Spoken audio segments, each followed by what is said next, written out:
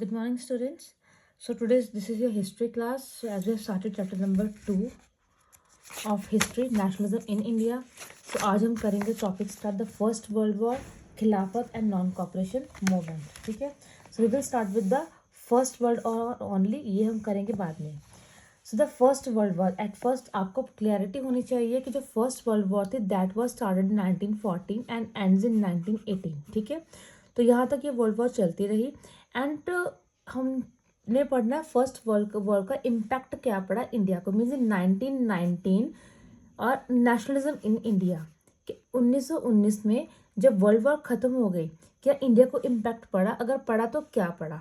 तो इस टॉपिक में से आपको काफ़ी क्वेश्चंस आ जाते हैं in the final exams like the how first world war created a sense of nationalism in India, या फिर what was the impact of first world war in India, या इसके अलावा how first world war force the feeling of nationalism in India. So इन सबके answers आपके save रहेंगे, questions की फॉर्म चेंज हो जाएगी. एग्जैक्टली.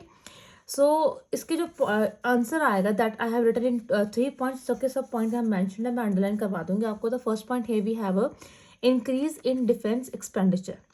जब वर्ल्ड वॉर हो रही थी तो क्या हुआ, जो लोगों का एक्सपेंडिचर वो इंक्रीज हुआ. No doubt India was not a part of first world war, but जो इंडिया था that was a colony of the Britishers.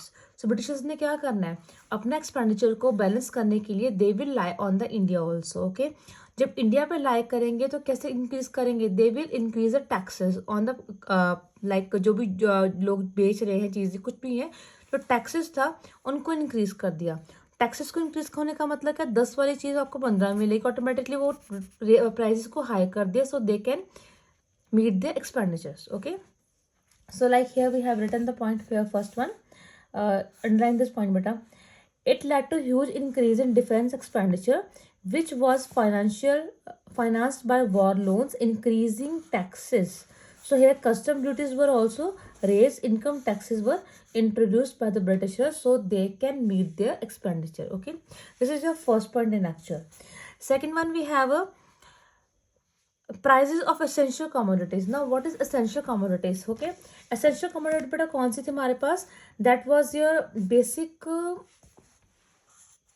Basic जो आपकी डेली यूज लाइक रोटी कपड़ा एंड मकान is there. So that is your basic necessities for the daily life. तो उन्होंने क्या किया, उसके भी प्राइजेस को हाई कर दिया. और जब ऐसे प्राइजेस को हाई करेंगे then who will suffer, the common people will suffer. और जब कॉमन पीपल सफर करता है तब क्या होता है, ऑटोमेटिकली सारे के सारे लोग इकट्ठे होंगे because the topic is same, the problem is same. Problem क्या आ रही है उनको, that they are facing a problem in their daily life, कि डेली लाइफ की अपनी वो जरूरतों को पूरी नहीं कर पा रहे. And what was the reason was only the Britishers only. Okay.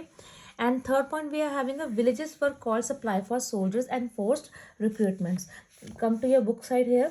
The second point यहाँ पर था leading to extreme hardship for common people.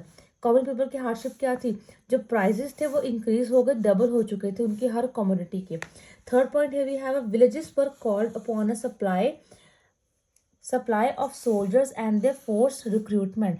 Like आजकल क्या गवर्नमेंट जॉब्स लोग ढूंढते हैं, बट उस टाइम क्या जॉब्स तो नहीं थी, बट द थिंग इज कि ब्रिटिशर्स को क्या चाहिए, soldiers. And they are forcing the people of village to village life only, कि आप लोग अपने बच्चों को भर्ती करो in that army so they can serve the country. But in actual are they serving the country, because we are already under the control of Britishers. Means की nationalism की फीलिंग थी ही नहीं तब, तो इसलिए लोगों को कोई इंटरेस्ट नहीं था आर्मी में जाने का, रिक्रूट होने का. बट आजकल लोग जाते हैं because actually the soldiers are fighting for our country. So जब उनको फोर्सफुली रिक्रूटमेंट करवाएगी तो लोगों में क्या आया, गुस्से की भावना आई, काफ़ी मतलब गुस्सा हुआ कि क्यों कर रहे हैं ऐसे. ठीक है. These were basic the reasons. And then we come to 1918, 1919 and 2021. तब क्या हुआ, क्रॉप फील्ड आ गया. क्रॉप फील्ड मतलब कि लाइक ब्रिटिशर्स वर अवेयर कि India is having a rich fertile soil, मतलब कि फूड की शॉर्टेज कभी आएगी नहीं, तो इजीली वो फूड सप्लाई करवा रहे थे इंडिया से. But in that year crop fail होगी due to some sort of reasons, जिसके कारण क्या हुआ, shortage of food. And when there was a shortage of food तो क्या होगा, Britishers are asking for their supply, कि हमारी सप्लाई सिंपल जानी चाहिए so we can like meet their demands and expenditures also. But on the same time क्या हुआ, यहाँ पे इन्फ्लुएंजा एपिडेमिक आ गया.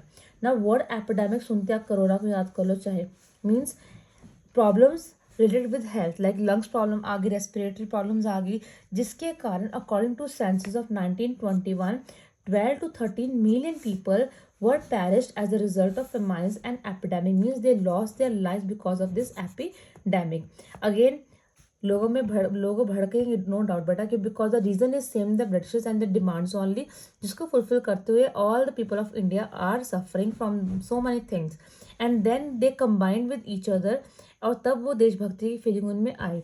और कुछ लोगों को क्या थी, people hope that their hardship would end, लोगों को उम्मीद थी कि ये जो चीज़ें चल रही हैं मे बी ख़त्म हो जाए आफ्टर द वॉर, बट ऐसा कुछ भी नहीं हुआ.